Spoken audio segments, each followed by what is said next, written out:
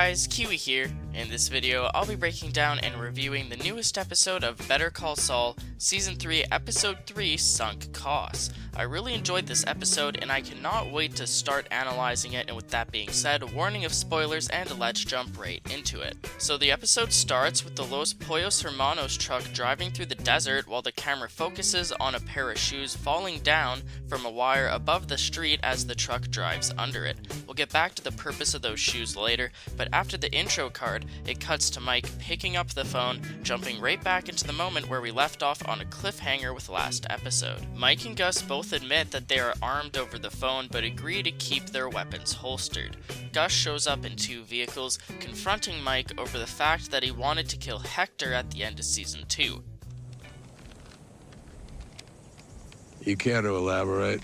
Gus gives him two options, either rob another one of Hector's trucks for him, or leave Hector alone. During this confrontation, Mike figures out that Hector is Gus's competition and decides that he's nowhere near done with Hector.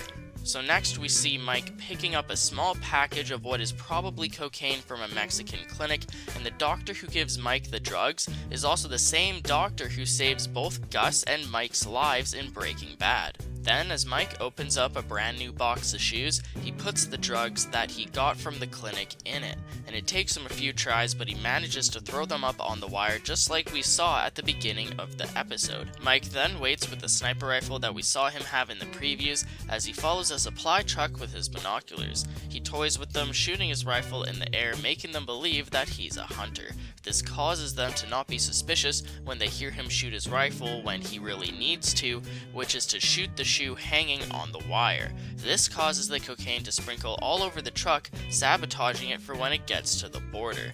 I think that this was quite the interesting first job for Mike as far as working for Gus goes, and I'm extremely interested to see what awaits them next. Moving on to Jimmy's side of the episode though, the first we see of him in the episode shows him calling his receptionist to reschedule all of his appointments for the next day. I don't think I mentioned this in my previous videos, but that's actually the same receptionist that he has in Breaking Bad.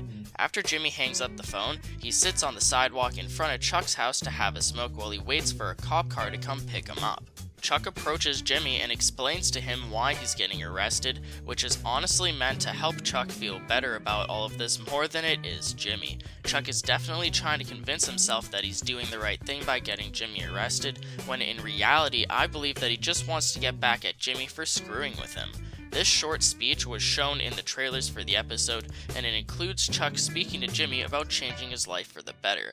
All Jimmy says back is that Chuck will one day get sick again due to his sensitivity to electricity, except this time it'll be too much and he'll die alone. Next we jump into a short Kim montage as she gets ready for her day across the street from her office at the fitness center. As she walks into her parking lot, she notices Ernesto parked and waiting for her. He informs her that Chuck fired him, and even so, all he cares about is Jimmy and if Jimmy's okay. Ernesto is such a nice guy, and I honestly love his character. He's always just trying to be a good friend to Jimmy, and I really appreciate that about him. So Kim is unaware about the entire situation, and she asks him to catch her up to speed, leading her to run down to the courtroom to try and represent Jimmy. The problem is, Jimmy decides to represent himself, as he doesn't even take the opportunity to consult Kim about it. Kim obviously just wants to help him, and it's a really big slap in the face to her for him to deny her help like that. So as Jimmy cabs back to the office, he meets her there with her nose in work like usual.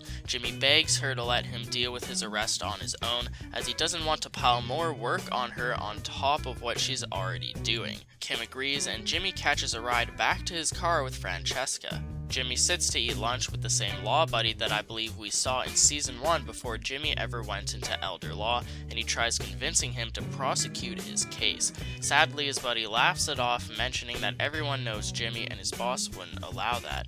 Meanwhile, Chuck consults the prosecutor, trying to decide how exactly they want to handle Jimmy's case. To end off the episode, Kim notices Jimmy having a smoke outside and comes out to join him. They joke about how stale the cigarette is as Jimmy brings up a deal that he got about his charges. He's been offered a pre-prosecution diversion, and Kim agrees that it's about the best option he could have asked for. That quickly changes though when Jimmy mentions that apparently it was Chuck's idea, which leads Jimmy to realize that he just wants his law license taken away.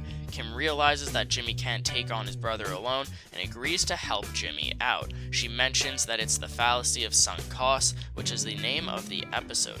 You can't argue this yourself. You and I both know that, and I'm not going to let you fight this on your own.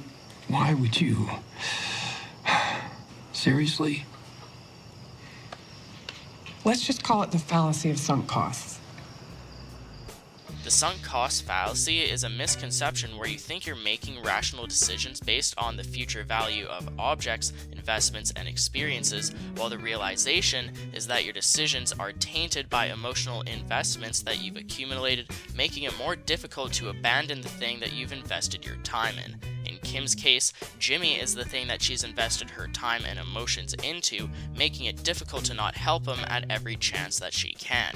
The question is, how far is she willing to truly go for Jimmy? She's gone through so much bullshit because of him, and even though he means well, how much more of it can she take? The episode ends with Jimmy telling Kim that they'll take the PPD and shove it up Chuck's ass, but we'll just have to wait and see exactly how that unfolds. I loved this episode to bits, and I'm honestly so happy with the way Season 3 is starting out. Everything is flowing so smoothly, and the story feels like it's continuously moving. Each episode presents a new piece of information, along with leaving us with a cliffhanger that always gets answered in an interesting way the next episode. I'm really starting to put a lot of faith into this show going into episode 4, and I really hope that it continues this pattern. If you guys have enjoyed anything I've said today, feel free to leave a like on the video as it really helps out my channel, along with show me that you'd like to see more Better Call Saul videos from me in the future. Subscribe to the channel for more AMC-related content in the future, and even follow me on Instagram and Twitter if you're interested. Links will be in the description. That's pretty much it for the video, guys, so thank you all so much for watching, and until next time, I'll talk to you guys later. Peace out.